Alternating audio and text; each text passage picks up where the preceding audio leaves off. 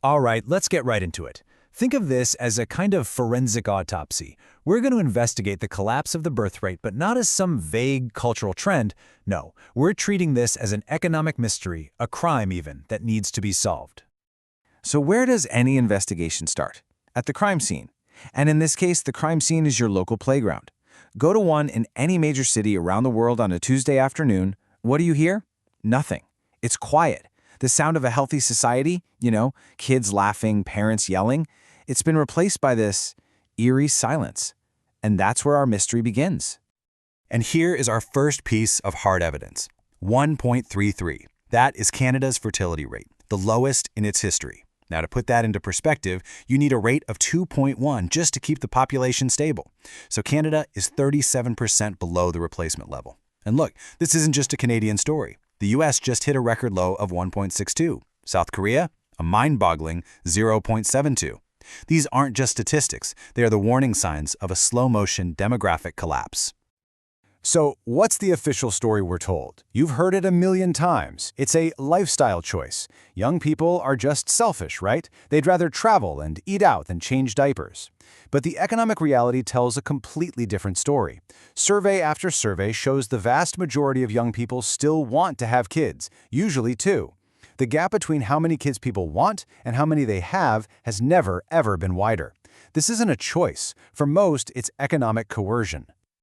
This brings us to the first major piece of evidence in our investigation, and it really all centers on one fundamental idea: the complete and total financialization of having a child. To really get what's happening, you have to understand this massive shift. For pretty much all of human history, a child was an economic asset. Seriously. On a farm, they were free labor, they were your retirement plan. The return on investment was positive. But in our modern, knowledge-based economy, that entire logic has been flipped on its head. A child is now a pure liability. They don't generate income, they just consume it, endlessly. So how much of a liability are we talking about? Well, the U.S. Department of Agriculture did the math. It costs, on average, $310,000 to raise one child to the age of 18. And that's before college. Let me put that in perspective for you. A baby has effectively become a luxury good. From a purely financial standpoint, deciding to have a child is like deciding to buy a Ferrari. It's incredibly expensive, it requires constant, costly maintenance, and you can't exactly sell it if you hit a rough patch. Now, this kind of intense financial pressure, it doesn't just exist in a vacuum. It actually shows up as a series of specific economic forces that are so powerful, they act as modern-day contraceptives. This might be the single most important factor of all. The #1 form of birth control in North America today? It's not the pill. It's a real estate listing. Seriously. Economists have mapped this, and the link is almost perfect. As the cost of housing goes up, the birth rate goes down. It makes perfect sense. You can't have a baby if you don't have a spare bedroom. And the scale of this problem is it's staggering. A generation ago, a typical home costs about 3 times the median income. But just look at these numbers today. In Toronto, it's over 11 times the median income. Vancouver is over 13 times. And it's not just the big cities. Even in a place like Boise, Idaho, that ratio has exploded to over 6. A family-sized home, the very nest you need to start a family, has been turned into a speculative asset class. And compounding this housing crisis is what's called the dual income trap. Back in the 1960s, one solid income could support a family. Today, 2 full-time salaries are often the bare minimum just to cover the basics. This isn't really social progress. It's an economic necessity that leaves absolutely zero slack in the system. If one parent gets sick, loses their job, or just wants to stay home with a newborn, the entire financial house of cards can come crashing down. So if both parents absolutely have to work, they need childcare. And the cost, it is just staggering. In major North American cities, you are literally talking about a payment that is the size of a second mortgage every single month just for daycare. For a lot of families, especially if they have a second child, the math becomes just brutal. One parent's entire after-tax salary gets completely eaten by the cost of childcare, and it starts to feel economically irrational for them to even work. And then, beyond the direct costs, there's the career penalty. Our hyper-competitive, always-on work culture is optimized for what sociologists call the ideal worker. Someone with zero obligations outside the office. And children, they are the enemy of that ideal. They get sick, they have appointments, they need you. The result is that women's wages drop significantly for every child they have. And it's not just women. Fathers who try to be involved at home are often seen as less committed at work. The entire system is structurally designed against parents.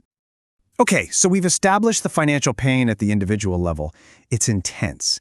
But now, let's zoom out and see how this cascades into massive, destabilizing consequences for our entire society.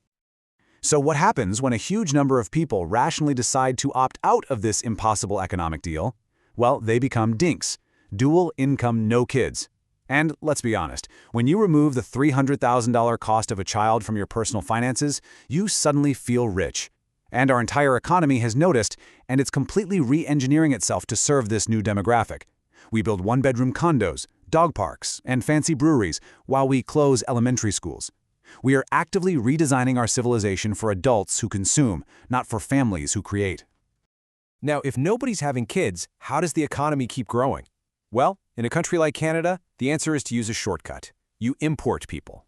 But this creates an incredibly dangerous feedback loop.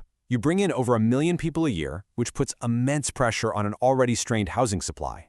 That drives housing costs even higher for the young people who are already here, which, in turn, makes it even harder for them to afford to have kids. The supposed solution is actually pouring gasoline on the fire. And here it is. This is the end game. This chart is why everyone, parent or not, should care about this.